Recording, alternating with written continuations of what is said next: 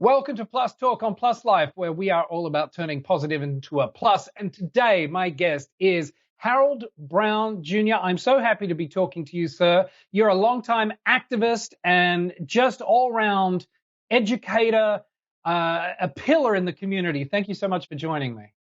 Thank you for the welcome. I'm so grateful for this opportunity to be with you today.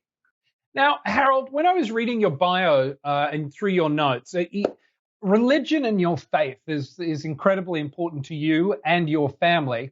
And I guess I wanted to start by asking, has there ever been sort of difficulty for you with, your religion and your faith and the sort of HIV side of your life? Has that caused conflict within yourself, or how have you managed those? Oh, yes, it certainly has done that. But I must say, the struggles with faith are worthy of the outcomes that I get.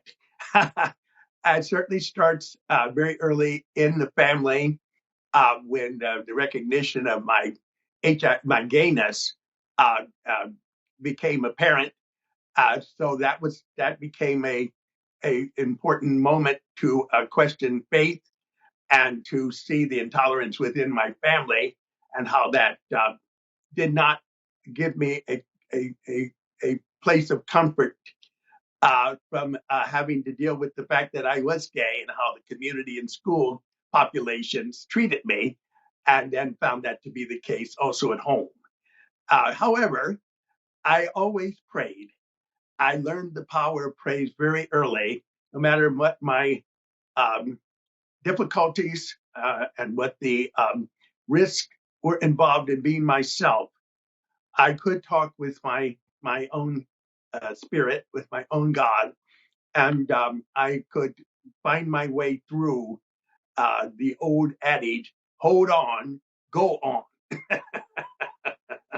Oh, I like that. Hold on, go on. When were you able to reconcile that within yourself? When did you say the praying and everything, but when was the moment when you went, it's okay that I'm gay? And then the moment when you went, and it's okay that I'm living with HIV? At age 24 in New York City, um, I had to escape Indiana, part of the heart of the evangelical Bible Belt, and the enormous indignation and shame that is heaped upon anyone who comes out, particularly in the Black community, who is gay. And you don't have to come out in the Black community.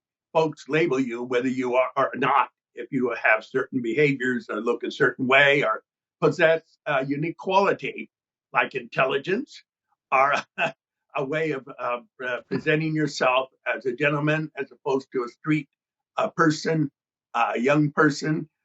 This becomes a label, and it doesn't necessarily mean homosexual. It just means you're queer, and in more ways than one.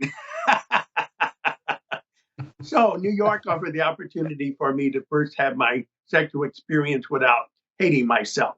And that wasn't because of faith, but because of community, the sheer physical familiarity of men with men within the community of Greenwich Village, where an acceptance took place without much of the stigma and hatefulness in behavior and speech was absent.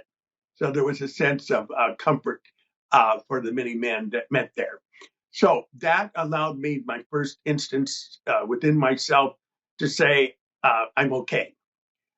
When it came to faith, the nation and its faith communities were reeling over the discussion, not only of homosexuality, but ordination of women and their place in the church from one community to the next.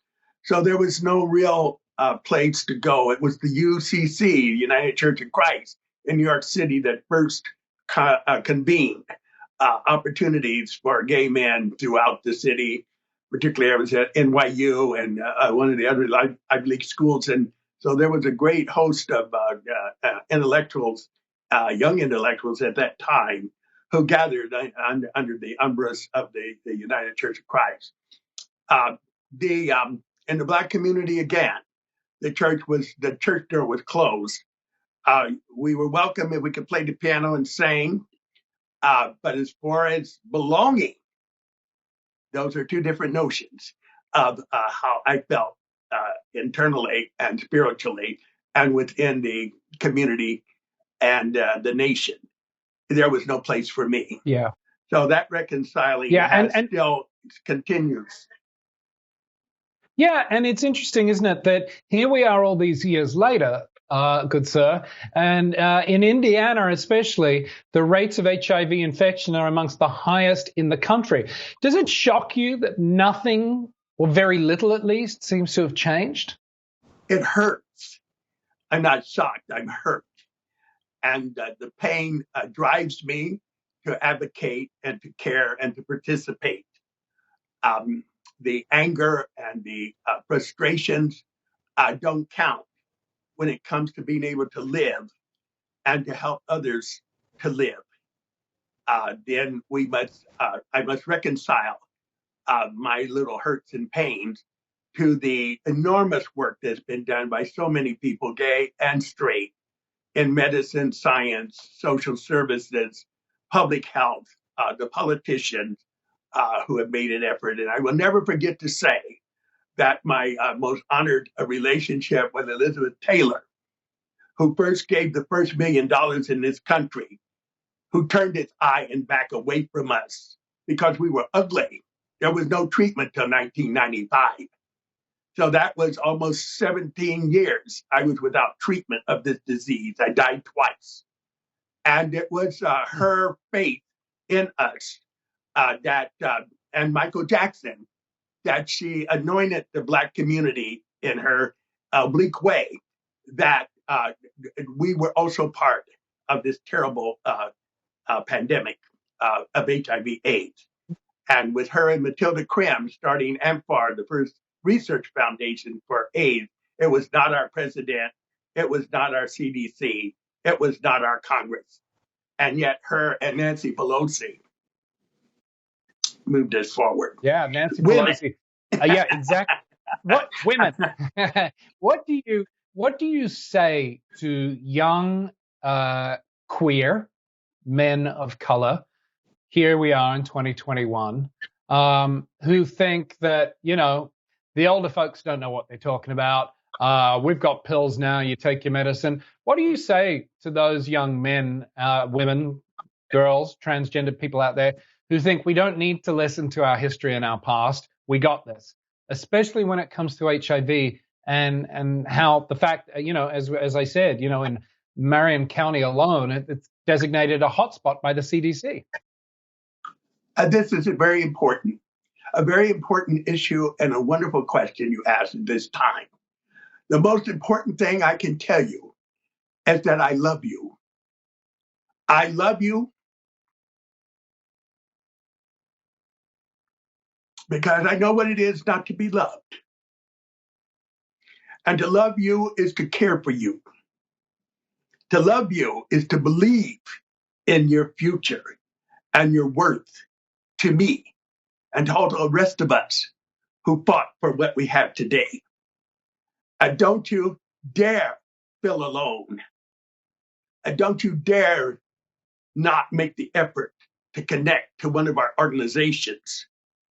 And don't you act like because we're not immediately in your purview, our hands are not there to touch you, that we're not here. We are here. And we love you and we care for you. We fought for you while fighting for ourselves. We want this country and our city to be a place of comfort for you, a place of opportunity, a place of dignity. Harold S. Brown Jr., thank you. Thank you for loving us. Thank you for loving yourself. And thank you for taking the time to chat with me on Plus Talk today here on Plus Life. You, sir, are a true inspiration and a hero, and I feel privileged to have had this time to talk to you. I'd like to invite you to visit our website to learn more about the Scholarship Fund. It is at www.indiana, INDIANIAC, Indiana IAC. pluslife.com. That is all the time, unfortunately, we've got for this episode of Plus Talk on Plus Life. For more information about Mr. Brown Jr. and anything we've talked about today, check out our website, pluslifemedia.com. And remember, you can follow us across all social media platforms. We are at Plus Life Media. Until next time, stay safe, wear a mask, wash your hands. We'll see you again soon.